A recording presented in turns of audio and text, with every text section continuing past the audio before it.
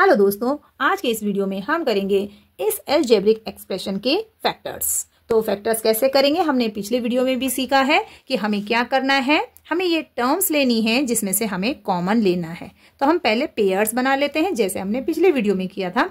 दो टर्म्स इसमें से कॉमन लेंगे, फिर ये दो टर्म्स हैं इसमें से कॉमन लेंगे और फिर ये लास्ट की दो टर्म्स हैं।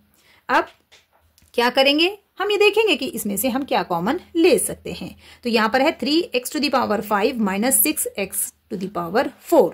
तो हम यहाँ से 3 कॉमन ले सकते हैं और x⁴ कॉमन ले सकते हैं। तो 3x⁴ अगर हम कॉमन ले लेते हैं तो अंदर क्या बचता है 3x⁴। तो 3 बाहर है, x⁴ भी बाहर आ गया है, तो यहाँ से एक x बचेगा, ये ब्रैकेट के अंदर होगा। ओके, देखिए इन दोनों का मल्टीप्लाई करेंगे 3x⁴ और +1, इसके ऊपर 1 पावर है, 4 + 1 5। ओके, तो इस तरह से यहाँ पर सिर्फ x बचेगा। उसके बाद नेगेटिव साइन लगाएंगे और यहां से 3 2s are 6। Okay, 3 2s are 6 क्योंकि 6 के 2 फैक्टर्स होते हैं। 6 के 2 फैक्टर कौन से होते हैं? 3 2s are 6। तो 3 तो हमने बाहर ले लिया तो अंदर 2 बचेगा। ओके, तो हम इसे करते कैसे हैं? 3 2s are 6, इस तरह से टेबल बोलते हैं तो हमें पता चल जाता है कि कौन सा फैक्टर बाहर है और कौन सा अंदर रहेगा। x⁴ बाहर है तो सिर्फ इतना ही रहेगा और ब्रैकेट हम क्लोज कर देंगे। अब हम कॉमन लेंगे इन दोनों टर्म से। ओके, और हमें ब्रैकेट के अंदर क्या चाहिए? x-2। पिछले वीडियो में भी मैंने आपको बताया था कि हमें एक जैसा ब्रैकेट चाहिए क्योंकि हमें उसे फिर से कॉमन लेना है। तो ब्रैकेट के अंदर x-2 चाहिए। तो यहां से क्या क्या कॉमन आ सकता है? 2 कॉमन आ सकता है क्योंकि 4 में 2 भी होता है, 2 2s are 4 होता है, तो यहां से हम 2 कॉमन ले सकते हैं। x⁴ है, x⁴ है, तो x⁴ हम कॉमन ले सकते हैं। तो हम लेंगे -2x⁴, ये कॉमन लेंगे। ओके, तो 2 बाहर है, x⁴ आ गया है, तो एक x अंदर रहेगा। इन दोनों के मल्टीप्लाई से x⁴ बनेगा जो ये आएगा। ठीक है, उसके बाद यहां पर देखिए बाहर नेगेटिव साइन है, तो मैंने पिछले वीडियो में भी बताया था कि अंदर के सारे साइन बदल जाते हैं।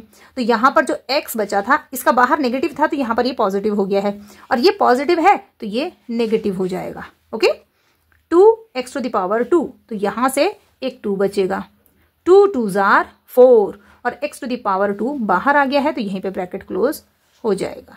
लास्ट की बची ये दोनों टर्म, तो ये x-2 है, इसमें से कुछ भी कॉमन नहीं आ रहा है, तो हम इसे एज इट इज लिख देंगे और इसे भी ब्रैकेट में लिख देंगे जिससे कि ये एक जैसा दिखेगा और हम कॉमन ले पाएंगे दोबारा से। ओके, अब हम क्या करेंगे? इन तीनों टर्म्स में से कॉमन लेंगे। ये है first term, second term and third term.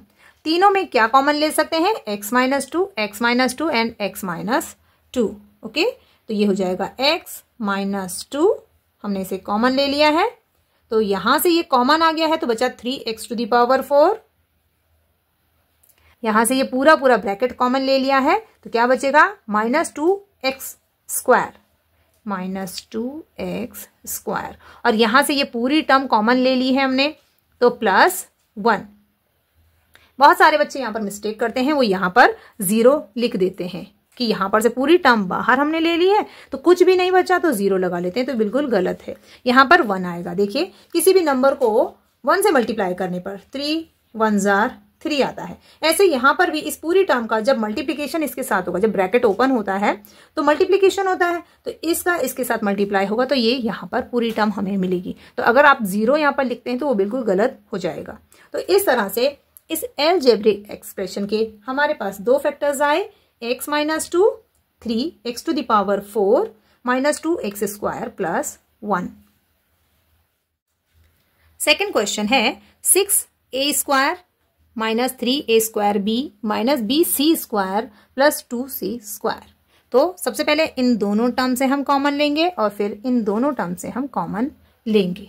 Okay, तो यहां से क्या कॉमन ले सकते हैं? देखिए 6a² में से हम 3a² कॉमन ले सकते हैं क्योंकि यहां पर भी 3a² है, तो हम ये ले लेते हैं 3a² कॉमन लेंगे, ब्रैकेट ओपन करेंगे, 3 2s are 6, ये दोनों फैक्टर हैं 6 के, तो एक फैक्टर बाहर है तो एक फैक्टर अंदर रहेगा।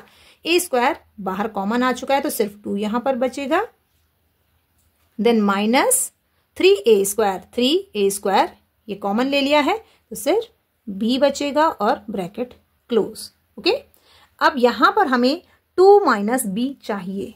ओके, तो 2 माइनस बी कैसे आएगा? देखिए यहां पर बहुत मिस्टेक होती है, तो मैं यहां पर आपको मिस्टेक करके बताती हूं, आप कमेंट करके बताइएगा कि आपने इसमें से कौन सी मिस्टेक की है।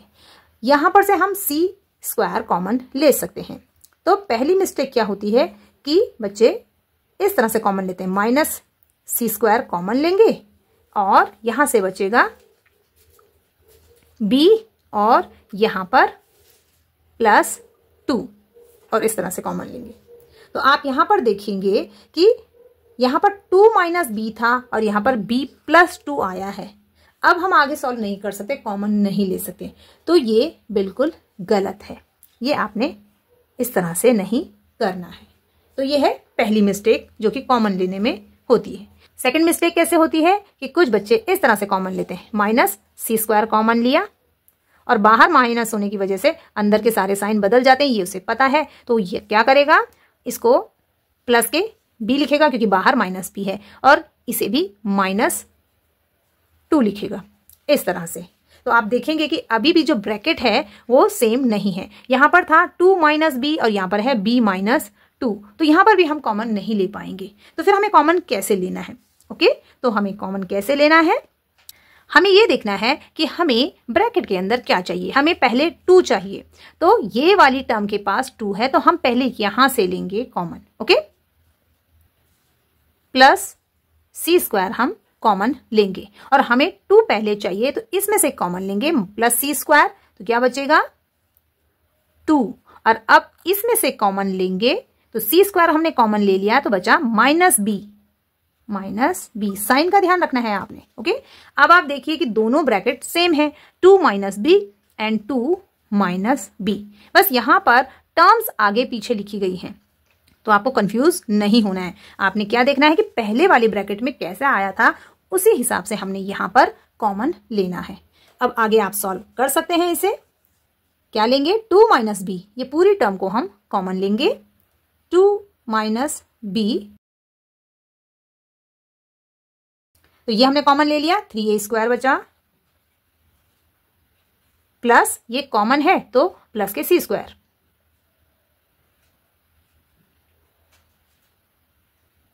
तो इस तरह से इस एल्जेब्रिक एक्सप्रेशन के 2 फैक्टर्स हो गए हैं, 2 - b एंड दूसरा है 3a square plus c square.